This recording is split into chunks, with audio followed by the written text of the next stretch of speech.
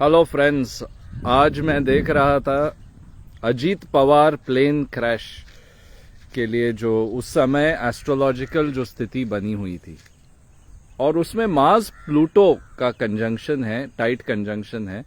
Mars मंगल war का planet है, fighting का प्लैनेट है, और Pluto is of disasters. It can also mean षड्यंत्र, स्कैंडल, वो भी हो सकता है, कॉन्स्पिरेसी भी हो सकता है प्लूटो को लेकर। सो मार्स प्लूटो कंजंक्शन दिख रहा है, बट इसमें एक सडन विस्फोट, एक्सप्लोजन जो होता है वो भी प्लूटो होता है। You know, something happens very suddenly, that is also Pluto. Sun और वीनस भी क्लोज प्रॉक्सिमिटी में है, पास में है मार्स और प्लूटो के, और सब 12th हाउस में है। 12th house is the house of endings. जो डेथ का हाउस होता है वो 8th हाउस होता है, लेकिन 12th हाउस भी हाउस ऑफ एंडिंग्स है, तो उसको भी हम डेथ के हिसाब से लेते हैं। तो सन और वीनस पास में है, तो कहीं ना कहीं of course he was a political figure, and Venus का इन्वॉल्वमेंट, फेमिनिन का इन्वॉल्वमेंट हो सकता है, मनी का इन्वॉल्वमेंट हो सकता है। तो वीनस डेफिनेटली एक फीमेल पायलट थी उस प्लेन में जिनका देहांत हो गया, तो वो कनेक्शन एक नजर आ रहा है फीमेल से लेकर वीनस। और राहु लगन पे है, तो अभी तक मुझे नहीं लगता कोई क्लैरिटी आई कि इसके कॉजेज क्या हैं क्या नहीं है, क्योंकि राहु हमेशा एक तरह से फॉग बना के रखता है, राइट। क्लैरिटी नहीं आती है जल्दी राहु के केस में, और इसके कॉजेज क्या है, क्यों हैं, इसका मुझे नहीं लगता इतना इजीली आएगा बाहर, क्योंकि राहु कंफ्यूजन क्रिएट करके रखता है।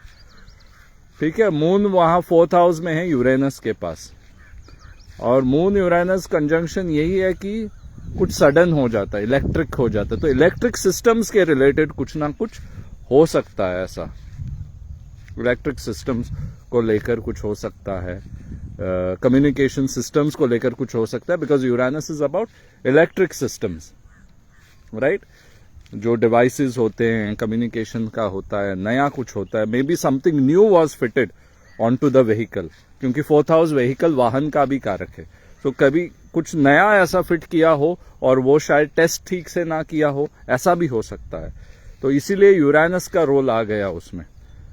और मुझे लगता है कि आप देखो ना, ये माया देखो इस चीज की, कि इतने बड़े ये पॉलिटिशियंस हैं, इतना इनका दबदबा है, इतना इनका पावर है, इनको एक्सेस है। सारे बड़े बड़े एस्ट्रोलॉजर्स, मेरे जैसे एस्ट्रोलॉजर नहीं, लेकिन मेरे से बहुत ही 1000 गुना ज्यादा एक्सपीरियंस वाले एस्ट्रोलॉजर्स, तांत्रिक्स, स्पिरिचुअल प्रैक्टिशनर्स, गुरुज, सबका इनको एक्सेस है, राइट।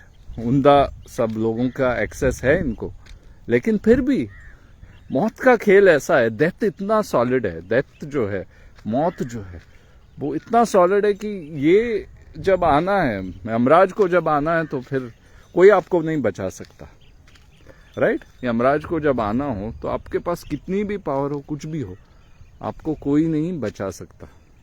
तो आप सोचो इसके बारे में, रिफ्लेक्ट करो कि यार इतने आप पावर में हो, फिर भी आपको एक छोटी सी टेक्निकल गलती हो या जो भी गलती हो फ्लाइट को लेकर, इतनी सी बात में आपकी फ्लाइट के फॉल्ट होने से ही आपकी मृत्यु हो सकती है। और मृत्यु पे ध्यान कीजिए, टिबेटन्स ने इसको बार्दो कहा है, डेथ मेडिटेशन। इंडियंस में तो हमें पता ही, इंडियन सिस्टम में अघोरी जो स्मशान में साधनाएं करते हैं, राइट, मौत को साथ करना। और शिव जी स्वयं स्मशान में रहते हैं, क्योंकि डेथ का बड़ा इंपॉर्टेंस है, डेथ को समझना पड़ेगा। Art of living is incomplete if you do not know the art of dying, क्योंकि death is the inevitable outcome. Living तो आपका चलेगा, लेकिन डेथ तो इनएविटेबल है, वो तो होना ही है। ठीक है, तो दोस्तों, I hope I gave some insight, और आपको अच्छा लगा तो लाइक कीजिए और let me know your feedback. Cheers.